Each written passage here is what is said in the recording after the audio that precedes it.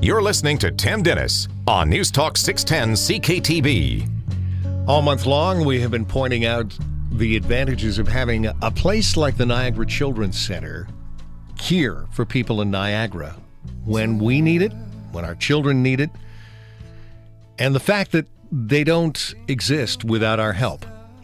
And all this month, we've been talking to ambassadors in our Help Kids Shine campaign, giving their stories and telling us why their lives would be different were it not for the Niagara Children's Center. Now, full disclosure, I know this next guest very well.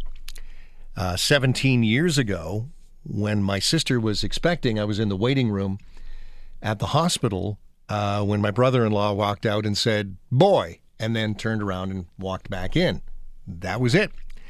My nephew Ryan was born 10 weeks early with a plethora of problems because of that prematurity, and spent a lot of time at Mac. And when he came home, the family was looking for help. They didn't know what they were going to do because they were dealing with a young man who at that point was showing signs of having some problems moving forward. And then they learned about the Niagara Children's Center. With me right now is my nephew, who is now an ambassador for the Children's Center and has been for quite some time, Ryan Boros. Morning, bud. How are you? Good. How are you? I'm doing okay. How you feel? It's 17-year-old man now, so I mean, this is like old hat to you talking about the Niagara Children's Center. But I know it's a real big part of you because you talk so passionately about it when you talk. When you go out and you speak to people, what's the first thing you tell them about the Children's Center?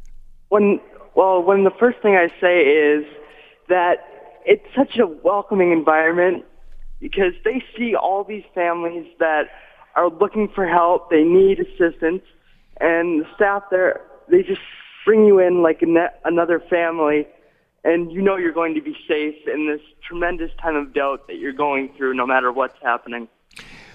Tell me a little bit about your experiences at the Children's Center. What have they done for you over the years, Ryan? Well, I started going there when I was 2.5 because, as you said, I was premature, about 10 weeks. Then I spent 6 weeks in the hospital. Eventually, I was diagnosed with cerebral palsy, and my parents didn't know where to turn until they found the center. When I got there, they started putting me through intensive therapy for physiotherapy, occupational therapy because my fine motor skills weren't up to snuff. The preschool program, which is a really great program for getting kids ready to get to where I am today. I'm actually talking to you from the halls of Lakeshore Catholic. And I've also done some aquatic therapy. They have a great little pool there, and it's just a neat way to further some of these kids' development. You know, and we've talked in the past about whether or not, I mean, you're walking with a walker these days and really getting around really well. Would you probably be able to do that without the help you got? Oh, no, I don't think I would because we would be lost. There would be nowhere to turn, and there's just no way I could be where I am because they've done so much. Like you said, they've gotten me my walker. They get all this equipment for you, and it's like the only thing they care about there is the kids and supporting them, and it's such a great foundation. And it's really just one of the center stones of my life, and I'm so thankful for everything they've done. But no, there's no chance I would be here right now without them. You know, it's funny, when you were, 12 or 13, you told us all you were going to be prime minister someday. Are you still looking at a political career? Or are you? I know a law is still in your sights there, right?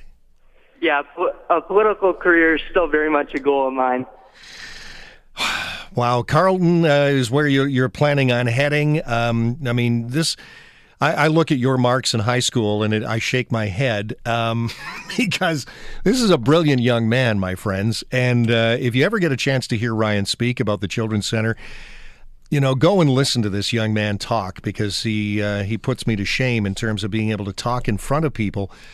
Ryan, when you talk to people, when you talk to crowds about the Children's Center and they're all nodding their heads going, "Oh, that's really nice." What do you hear afterwards? What do they say? What questions do you get asked? Most of the time it's how can you stand up there in front of all those people and look like you're so at ease? It's just experience. I've been doing this since I was 5 years old, so this is nothing new. But you believe in it. I mean, that's the thing, because I've been to the center with you when you walk through in the front door and everybody knows your name. And that's the kind of facility that I think parents who are going through this and children who are going through this need, right? They need that personal one-on-one. Yeah, they do, and they do a great job of it there. Because when you walk in the door for the first time, you're so uncertain, but after even like 2 visits, you're knowing your way to the center in the back of your mind. Because when I was 2.5, I was already a backseat driver, and you walk in the door, it's, hey, Ryan, how's it going, Ryan? How was your weekend? And it's just a great atmosphere, and they do such good work there, and that's why I like talking about stuff like this, because you never want to see kids go through what I'm going through, but it's nice to know that there's a place like this that kids can go to where they can get their lives back on track. And I like to say, and I've said this for a couple of years now, it's become like my slogan, that what this center has done for me is it's really a debt that can never be repaid. Well, I got to get you in here to co-host the show with me again one of these days, bud.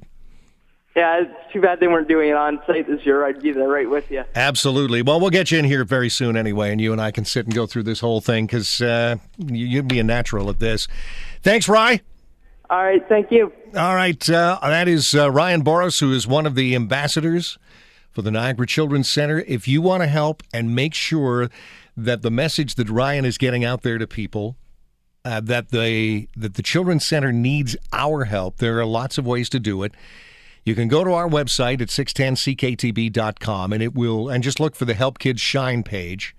It gives you all the information on how to make a donation, whether it's a one-time donation by calling their phone number, or whether it's texting the word kids, and you can do that right this second.